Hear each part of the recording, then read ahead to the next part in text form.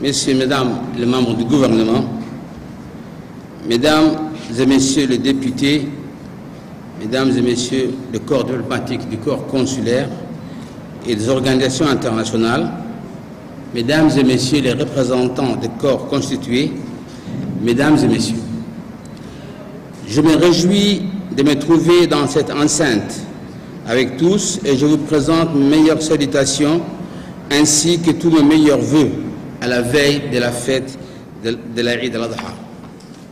Qu'Allah nous protège et que le peuple djiboutien puisse toujours vivre en paix.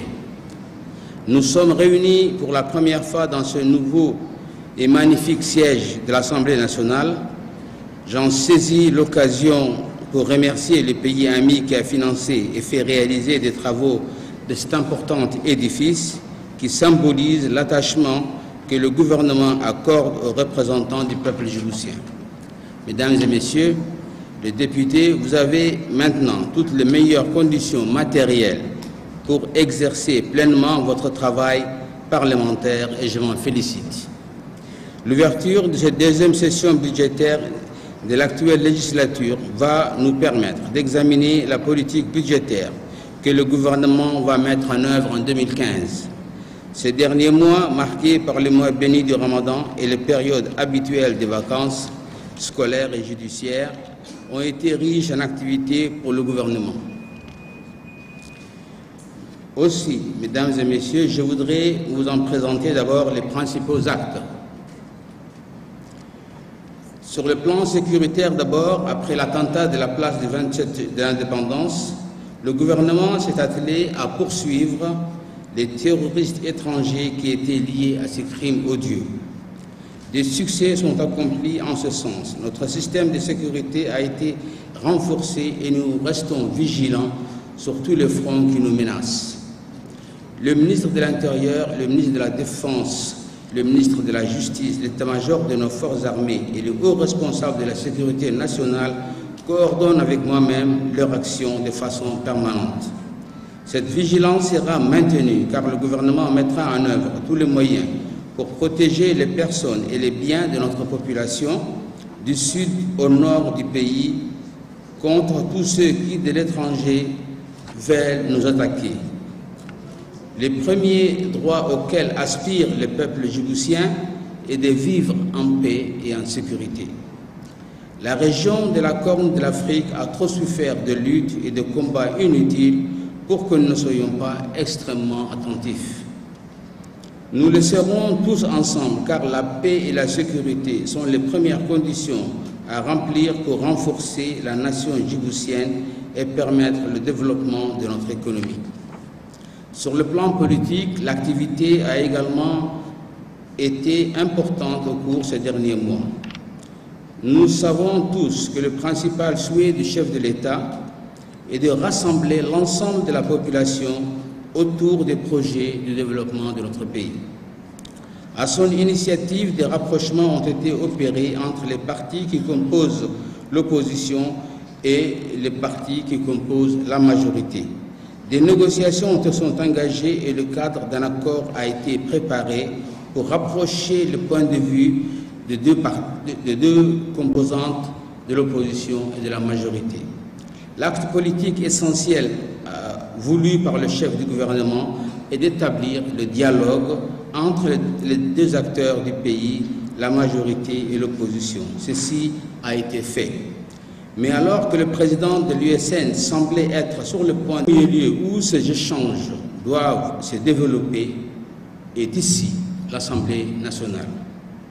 Tous les responsables doivent en prendre conscience car c'est un droit à respecter envers les électeurs. C'est sans doute pour ces raisons que certains élus de l'USN ont préféré, dès le début, rompre avec les quelques contestataires permanents qui composent la coalition de l'opposition et rejoindre les bancs de l'Assemblée nationale.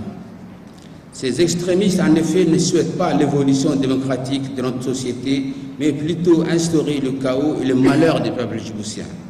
Pour ma part, je souhaite toujours que la raison de l'intérêt du pays puisse l'emporter sur les ambitions personnelles.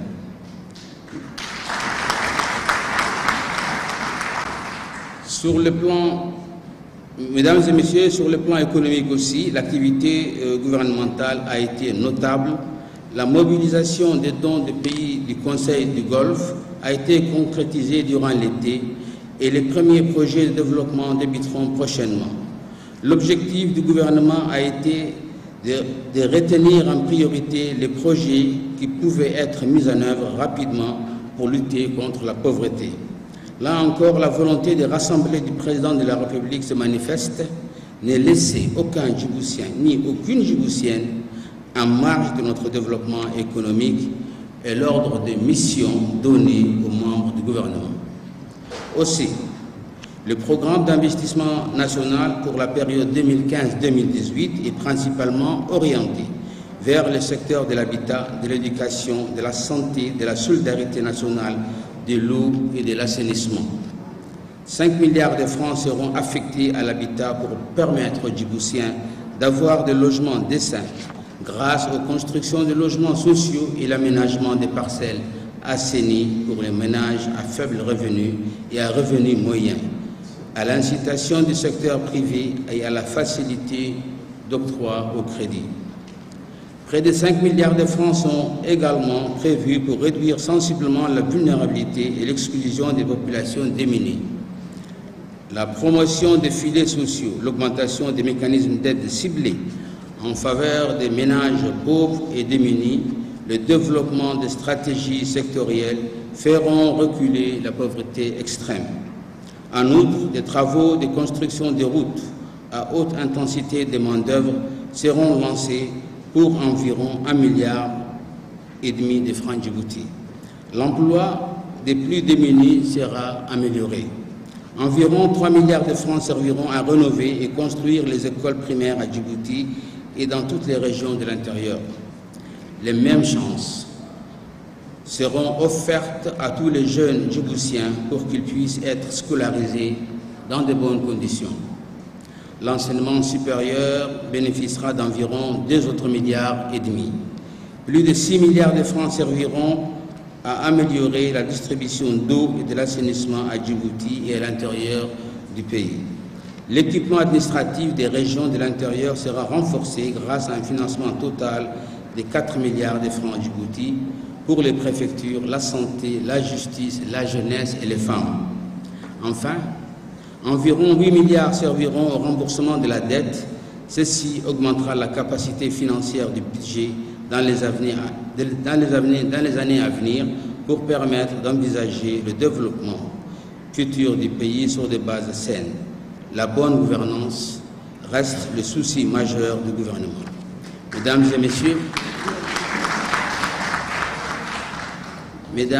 et messieurs, parallèlement à l'exécution du programme d'investissement national, les efforts de rigueur dans la gestion du budget seront poursuivis en 2015. C'est là une condition d'une gestion saine et transparente de notre économie qui va renforcer notre démocratie. Le maintien de l'objectif d'équilibre budgétaire est une des garanties de la stabilité de notre monnaie. La politique budgétaire sera donc toujours orientée vers la maîtrise des dépenses publiques et les efforts de discipline budgétaire afin de ne pas compromettre l'avenir de nos enfants. Sur le plan des recettes, la pression fiscale ne sera pas augmentée dans le but de faciliter la relance de notre économie. La croissance globale de notre économie se maintient au même niveau que l'année précédente. Si certains secteurs de notre économie, comme le secteur de restauration, loisirs, tourisme, ont eu quelques difficultés, actuellement les secteurs du bâtiment et des travaux publics bénéficieront de la mise en œuvre des grands projets de développement pour lesquels le gouvernement incitera l'emploi des jeunes Djiboutiens dans des grandes entreprises de travaux. L'impact sur notre économie et sur l'emploi de tous ces grands projets s'ajoutera à ceux des investissements programmés dans le programme d'investissement national. Ainsi, nous savons que des grands projets régionaux dans le domaine ferroviaire, portuaire, ont déjà débuté avec la construction de la voie ferrée du corridor sud et du port de Tadjoura. Dans le secteur de l'eau et de l'électricité, les projets sont également sur le point de débuter, comme la conduite d'eau qui va ramener l'eau de l'Éthiopie ou le doublement de la ligne électrique entre Djibouti et l'Éthiopie. D'autres démarreront en 2015 avec la construction du port de bétail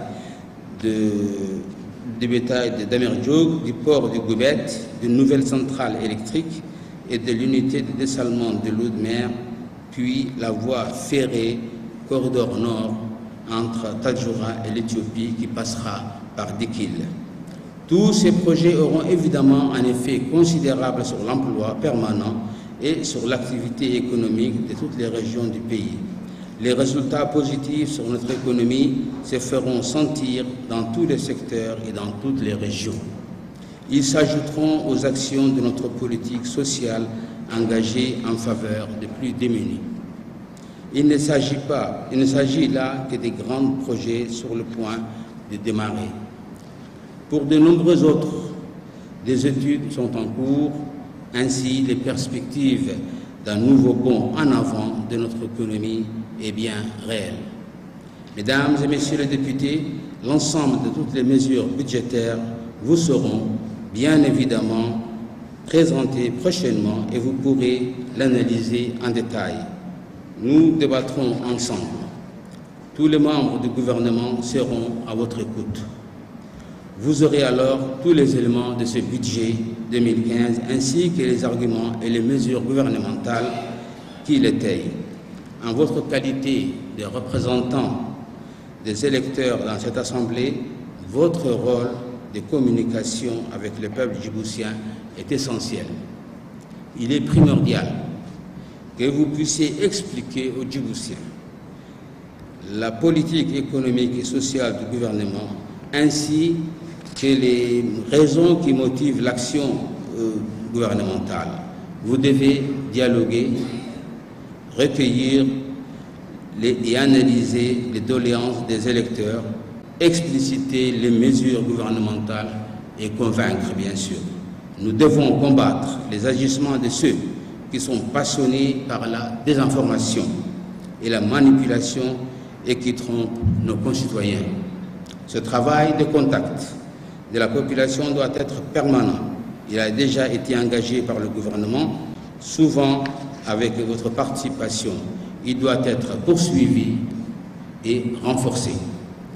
Je m'y impliquerai également de toutes mes forces. Les Djiboutiens et les Djiboutiennes dans tous les pays doivent comprendre les perspectives d'avenir qui s'offrent à eux. Tous doivent être associés à la construction de la nation et à son développement. Le gouvernement compte sur votre concours et votre soutien. Nous devons faire ensemble une pleine et réussite pour la politique du président de la République. Je vous en remercie.